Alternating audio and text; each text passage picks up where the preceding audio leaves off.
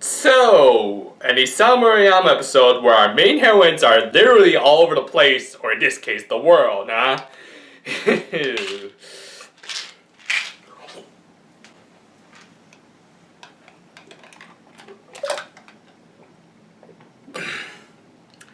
Okay, let's go.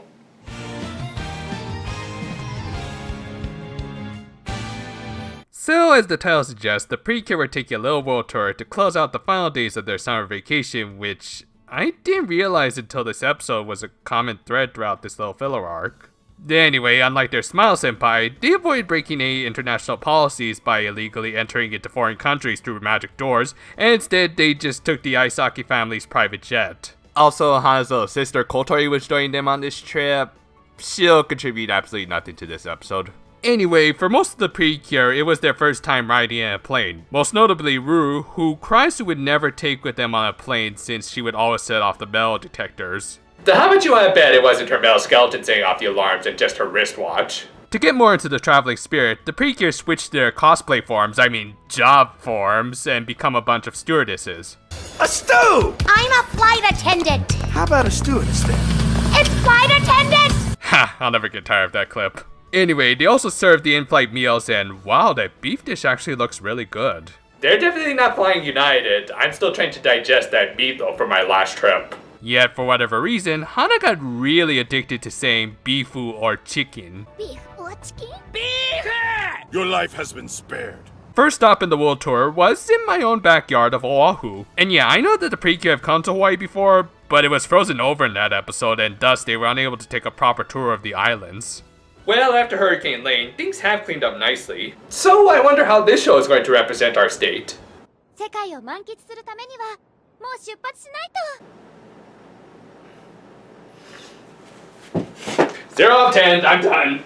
Alright, I guess as a reviewer I should put aside my personal biases. As their world tour continues, Rue officially submits to her role as the gag Purple Cure and spends most of her time just sampling all of the international cuisine. From crepes in France, pizza in Italy, and pinks in Hollywood. I hope Cryos androids have automated insulin makers. Speaking of Cryos, they were keeping tabs on the Precure and realized they had left on their little sightseeing tour. This led to the generals bickering over who would go after them, with Jealous delivering some absolutely awful English. Hell, she even admits to it. In the end, Dr. Tram just wins the argument for no real reason given. And I would be asking why they don't just try to take over Japan while the Precure are gone, but then I get my answer right in the next scene as the Precure had already returned to Japan, just not in their hometown. Yeah, apparently as their final vacation spot, they chose a small hot spring inn located in the resort town of Atami. Now, from a practical standpoint, this does make sense. With the new school semester approaching, they didn't want to throw off their internal clocks too much, so I guess it is better to conclude things in their own home time zone. But, from a storytelling perspective, I must ask, really, we're just going to ditch the whole world tour thing just 7 minutes into the episode? You're kind of invalidating my whole thumbnail and everything, you know that, right? Seriously, I'll bring this more up during the wrap-up, but this just feels like we're jumping right into the plot of another episode. Anyway, they were mostly there because Rue wanted to go. Apparently, she was told by her superiors that androids would short out in the springs, but as it turns out, that was a complete fallacy as Rue was waterproof, and they likely just wanted her to finish up their paperwork while they went off to the hot springs. And this is why you really should consider making a union while you're still working there. Yeah, just as they were getting comfortable at this little inn in the middle of nowhere, they realized they were at an inn in the middle of nowhere. This created a creepy atmosphere, not helped by the noises coming from the nearby forest. Oh, don't worry, that's just Kitaro warming up for his show next. And after Homari makes a borderline Higurashi face, everyone is freaked out by an approaching shadowy figure, except for Saya, who looks completely entranced by it. Okay, Saya, I think you should go talk with Hitaro while he's still here. You're clearly in the wrong anime. The Detective Conan culprit turns out to just be the innkeeper, giving them a proper greeting. Though, before he actually gives them their room keys, he for whatever reason finds it necessary to tell them the legend of a Tengu demon who frequents the hot springs, in spite of the fact that all but one of his guests were clearly terrified of the thing.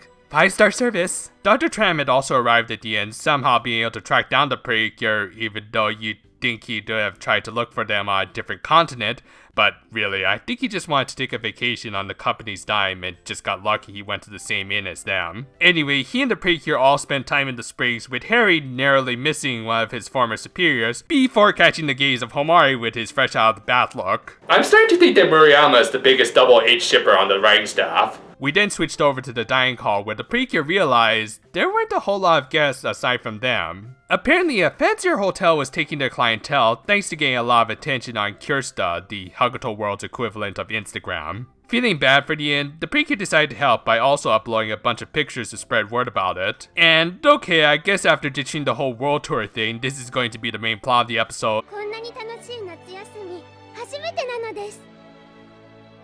いつも一人だったから。 Wait, so now it's an Emir episode? I think I'm gonna need a little more aspirin.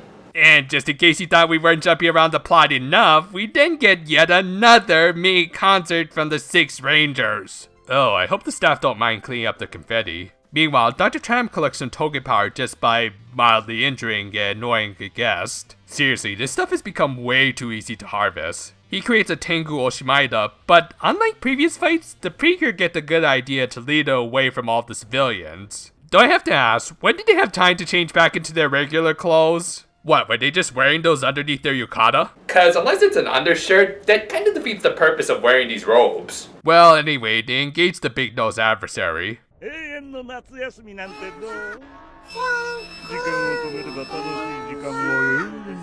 The Six Rangers then proceeded to exposit how, thankfully, they didn't need another endless aid, as they had all the foes they had taken over this summer vacation arc. Unamused, the doctor ordered the Oshimaida to destroy the inn, but was stopped by what appeared to be a Tengu. Little do they know, it's just Shamimaru on her way back from doing an article about the hot springs. Anyway, this gave them the opening they needed to defeat the Tengu, and thus the episode ends with the Precure beginning their trip back to town, but Hana wanted to flee the country because she forgot to finish her summer homework. And I think just like last week with her grandmother, she was wishing that Karasu would win and time would just stop.